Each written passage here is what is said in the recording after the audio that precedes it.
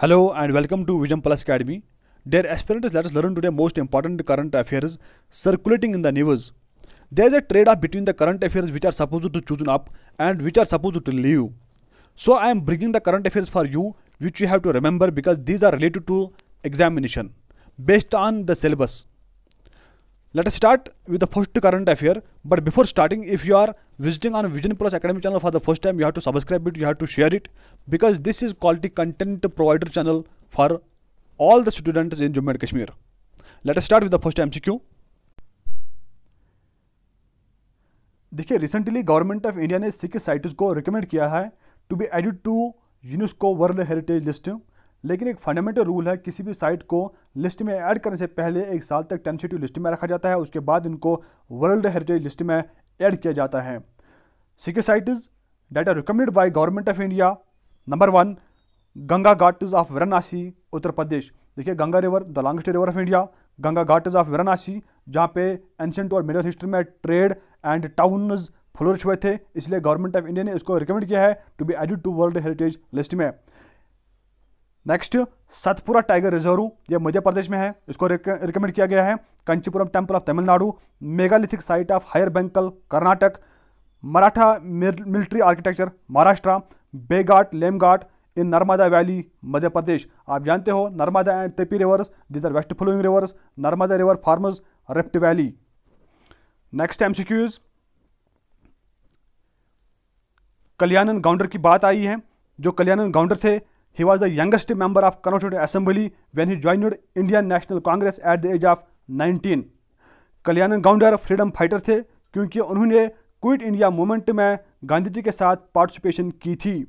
He was the last survivor of constituent assembly. देखिए, constituent assembly का election 1946 में हुआ था। कॉन्स्टिट्यूंट असेंबली के जितने भी मेंबर थे 2019 2020 में 20 से पहले सारे चले गए थे उस दुनिया से।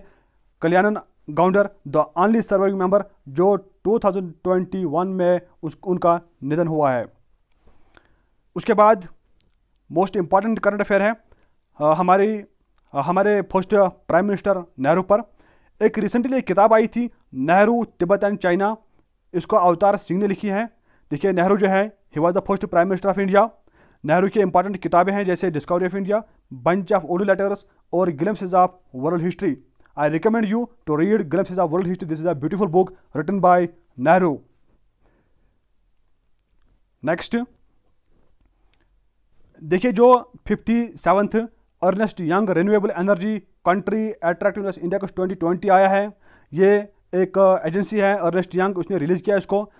अकॉर्डिंग टू दिस रिपोर्ट और इंडेक्स, इंडिया का जो रिन्यूएबल सेक्टर है उसको 3rd पोजीशन पे रखा गया है 2020 में, और 4th पोजीशन थी इंडिया को 2019 में। अगर टॉप पोजीशन की बात करेंगे, top position is maintained by USA.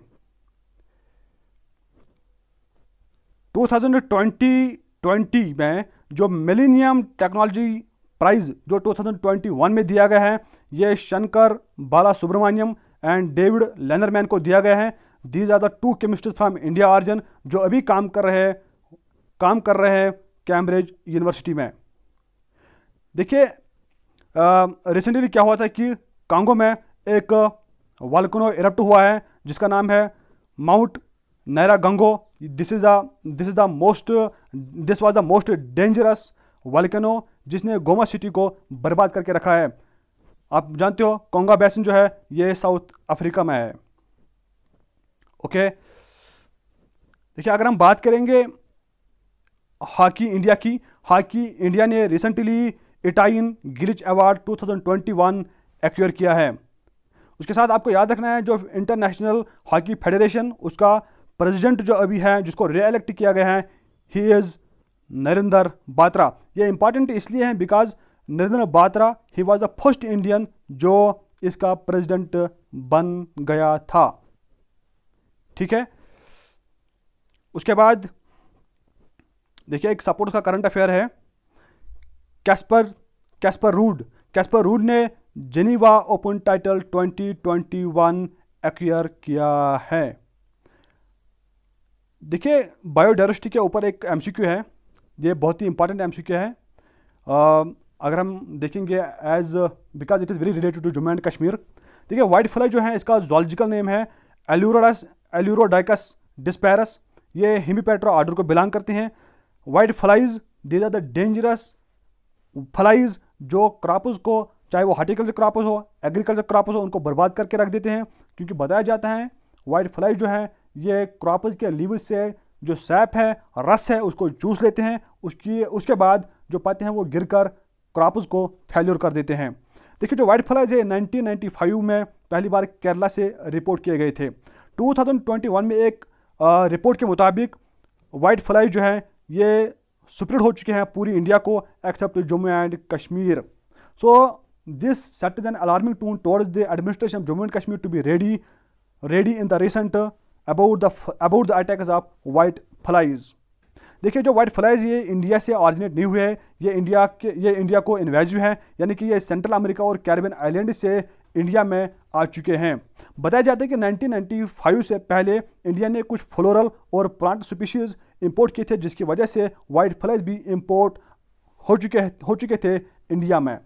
देखिए रिसेंटली क्या हुआ था कि 2021 में उत्तर प्रदेश में शुगर जो प्लांट्स है उनको डैमेज किया है वाइट फ्लाइज ने।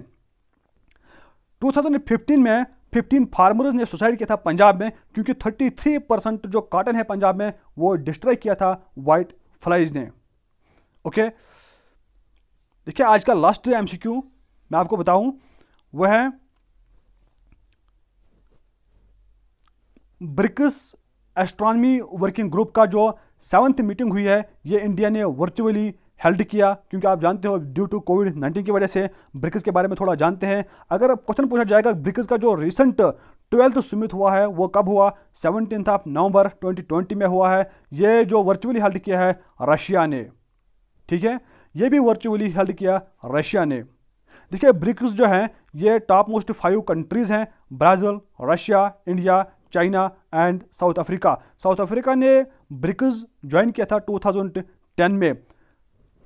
ब्रिक्स जो है ये 2006 में यूनाइटेड नेशन जनरल असेंबली ने बनाया था इन इट्स 61st सेशन में, और ब्रिक्स की जो पहली फॉर्मल मीटिंग हुई थी वही थी जून 2009 में। आई होप ये सेशन जो है ये आपको अच्छा लगा होगा। अगर लगा then please subscribe vision plus academy channel and also put your valuable comments